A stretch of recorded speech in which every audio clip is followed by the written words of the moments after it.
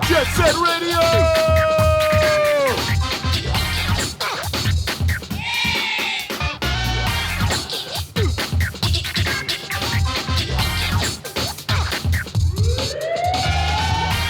Hey everybody, welcome back. Today we're taking a look at one of my absolute favorite Dreamcast games, and that's Jet Set Radio. But not just any Jet Set Radio, deluxe Jet Set Radio. What's with the deluxe, you might ask? Well, the original Japanese release was reported to have a number of bugs in it, and it was lacking 2 stages and a handful of songs included in the US and European versions of the game. So Sega decided to release this deluxe version to Japanese gamers via the Dreamcast Direct mail order service, complete with all stages, songs, and bugs fixed. Another cool feature, it recognizes the language that your Dreamcast is set to and changes all of the text in the game accordingly. Essentially, though, it's just the version of Jet Set Radio that the rest of the world received, which isn't a bad thing at all. The gameplay in Jet Set Radio, I think, doesn't need much explaining, but if you've never played it, it's a mix of inline skating and graffiti art, which on paper must have seemed like an odd combination, but as it turns out, it's the perfect blend of things to create a very fun gaming experience. You choose your skater from a colorful cast of characters, and then you're dropped into the middle of a stage that's filled with walls and other surfaces, ready to be tagged. You skate, jump, pull off tricks, grind rails, and collect spray cans as you make your way to each work of art. Small tags only require a single button press to complete, but for medium and large tags, you'll enter into a spray painting segment where you'll have to move the analog stick in the sequence that appears on the screen.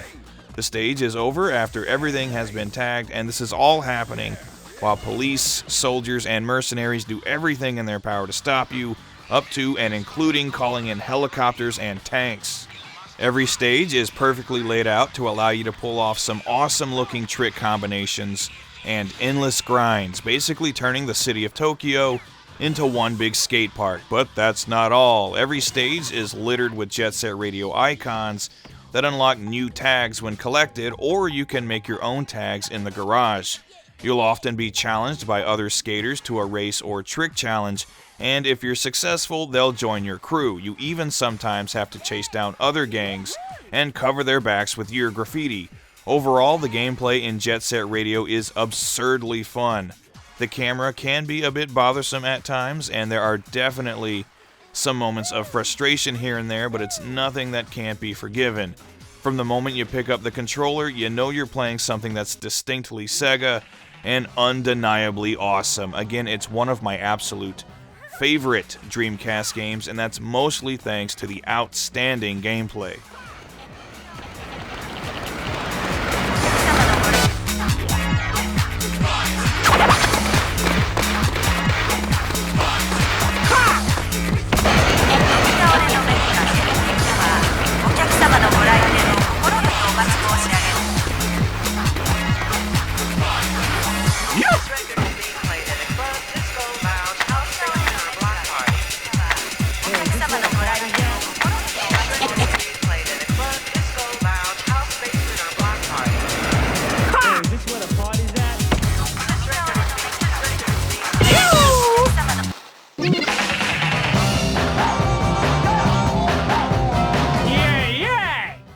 Gameplay aside, the most striking thing about Jet Set Radio is definitely the visuals. When it was first released, there wasn't really a precedence for cel-shaded graphics, and so they were especially impressive and eye-catching at the time. Even now, I can still say that this is a great-looking game. Each stage is extremely colorful and loaded with cool little details. They're all modeled after areas of Tokyo and New York, respectively, and they do a good job of capturing the characteristics of those places while obviously exaggerating them. Also, I'd be remiss if I didn't commend the character designs, which are tailor-made to accentuate the outrageous nature of the game, especially the iconic radio host, the always entertaining Professor K. In short, this is a beautiful game with unmistakable characters and visuals, and the sound design is the icing on the cake.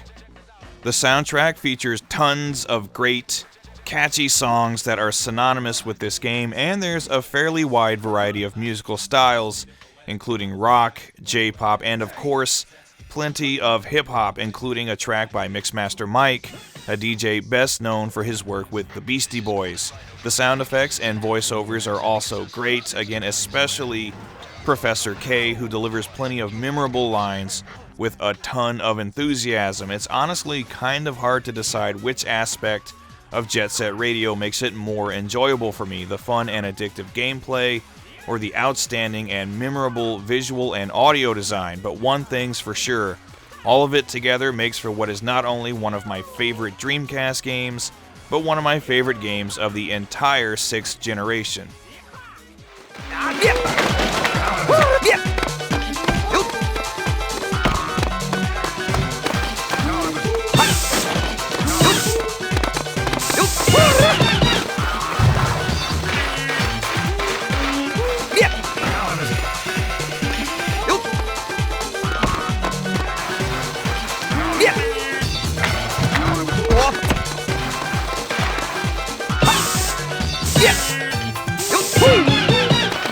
So I've gushed enough. It's obvious that I love this game, and if you haven't played it already, I would highly recommend that you do. This particular version of the game is a tad expensive, as it was mail order only when it was released, but like I said at the start of the review, Jet Set Radio was released everywhere, and it is available in abundance. If you take a look on eBay, US and PAL versions can be found for $20 to $30, and it also got an HD digital re-release for the PS3, PS Vita, Xbox 360, iOS, and Android devices, so there's plenty of options for you if you decide to pick this one up.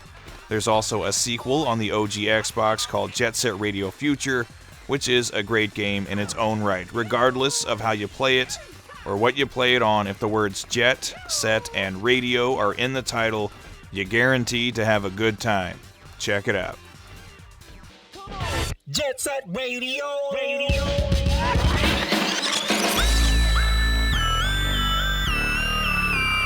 Jet Set Radio! We got another letter from Osaki. He says, I burned my house down. What should I do now? How should I know, fool? It turns out the Golden Rhinos are a secret branch of the Rokuku group. They're a dangerous bunch, cool and cruel. They got a martini in one hand and a switchblade in the other. Looks like they're wiping out everyone who tries to hang on the streets. Go on and hit them back. Make them feel you.